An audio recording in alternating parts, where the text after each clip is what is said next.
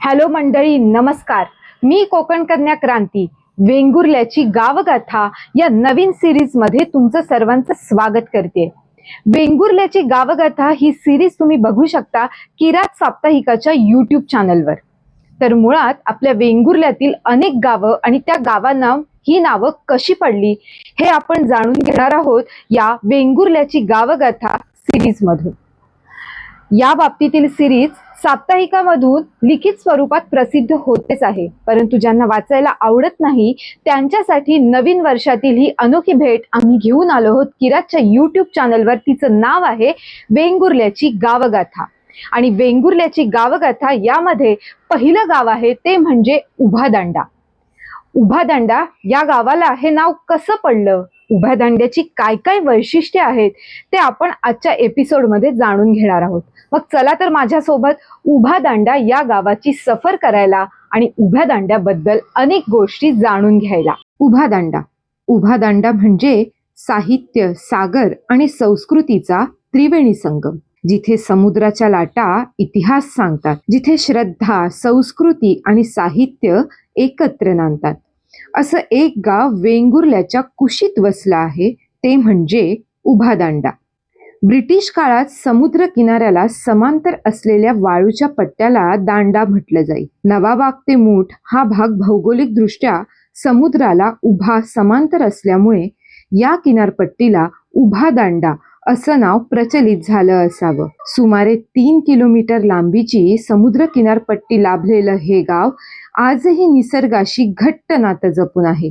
मासेमारी, माड बागायत, आंबा शेती, दुग्ध व्यवसाय आणि भाजीपाला हे येथील प्रमुख व्यवसाय आहेत. उभादांडा हे फक्त व्यवसायाने समृद्ध गाव नाही, तर ते श्रद्धेनं नटलेलं गाव आहे. या गावात प्रसिद्ध श्री मानसेश्वर, श्री गणपती मंदिर, समुद्र किनाऱ्यावरील श्री सागरेश्वर मंदिर, वाघेश्वरवाडी येथील श्री वाघेश्वर, श्री सप्तशृंगी देवस्थान, नमसवाडी येथील श्री ब्राह्मण, सिद्धेश्वरवाडी येथील श्री सिद्धेश्वर, आई नरसुले समाधीस्थान, श्री दत्त देवस्थान, उसपकर विठ्ठल देवस्थान, श्री हेळेकर येथील श्री केपादेवी आदी धार्मिक स्थळे असून या ठिकाणी विविध जत्रा, वर्धापन दिन कार्यक्रम मोठ्या भक्तिमय वातावरणात साजरे होतात.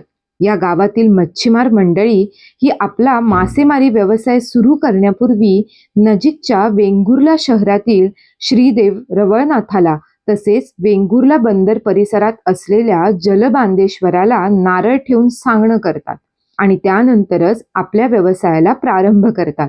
दरवर्षी या देवाकडे परात घालण्याची परंपरा आजही जपली जाते. उभादांडा गावाला सांस्कृतिक परंपरा लाभली आहे. या गावात पारसेकर दशावतर पारंपरिक नाट्य मंडळ कार्यरत असून या मंडळाने आजपर्यंत कित्येक कलाकार घडवले आहेत. येथील हौशी कलाकार सामाजिक नाटकांचाही ठेवा जपताना दिसत आहे. पूर्वी या किनारपट्टीवर 13 रापण संघ होते. आज त्यांची संख्या कमी झाली असली तरी सुमारे 500हून अधिक यांत्रिक आणि बिगर यांत्रिक होड्या आजही उभादांड्याच्या सागराशी असलेल्या नात्याची साक्ष देतात. मानसेश्वर देवस्थान ते मोचेमाड घाटी येथील हनुमान मंदिर अशी गावाची सीमा असून मध्यवर्ती सीमा राखणदार म्हणून श्रीदेव हेळेकर आडारी यांना मान दिला जातो. गावच्या श्रद्धा विश्वात काही अद्भुत आख्यायिकाही जिवंत आहेत. उभादांडा शाळा क्रमांक 2 येथील विठ्ठल भक्त बाबा उसपकर आजारी असल्यामुळे पंढरपूरला जाऊ शकले नव्हते. त्यावेळी आषाढ महिन्यात प्रत्यक्ष विठ्ठलाने त्यांच्या घरी येऊन दर्शन दिलं अशी गावकऱ्यांची दृढ श्रद्धा आहे. 60 वर्षांपूर्वी बाबा उसपकरांनी समाधी घेतली, पण आजही त्यांच्या विठ्ठल मंदिरात भक्तिभावाने दर्शनासाठी लोकांची गर्दी असते. सागरेश्वर रस्त्यालगत असलेले वाघोबा मंदिरही एक वेगळीच कथा सांगते. पूर्वी येथे वाघाची गुहा होती आणि वाघाचा मुक्त संचार असायचा, मात्र गावकऱ्यांना कधीही त्रास झाला नाही. देवस्थान बिनसलं की वाघ दिसे आणि पावित्र्य राखलं की त्याचा संचार बंद होईल, अशी आख्यायिका आजही सांगितली जाते. नमसवाडी येथील परमपूज्य आई नरसुले यांनी आपल्या श्रद्धेने आणि मार्गदर्शनाने असंख्य कुटुंबांना आधार दिला. 1985 ते 86 मध्ये त्यांनी समाधी घेतली पण आजही त्यांच्या स्थानावर भक्तांची मोठी गर्दी असते. श्रद्धा इथे केवळ पूजा नसून जीवनाचा भाग आहे.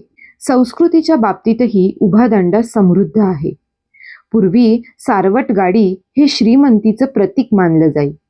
हरी साबाजी गावस्कर यांची स्वतःची सारवट गाडी लग्न समारंभ आणि मिरवणुकांसाठी वापरली जाई. विशेष म्हणजे हीच सारवट गाडी व्ही शांताराम यांच्या चानी या चित्रपटातही वापरण्यात आली होती. उभादांडा गावाने देशाला अनेक दिग्गज व्यक्तिमत्व दिली.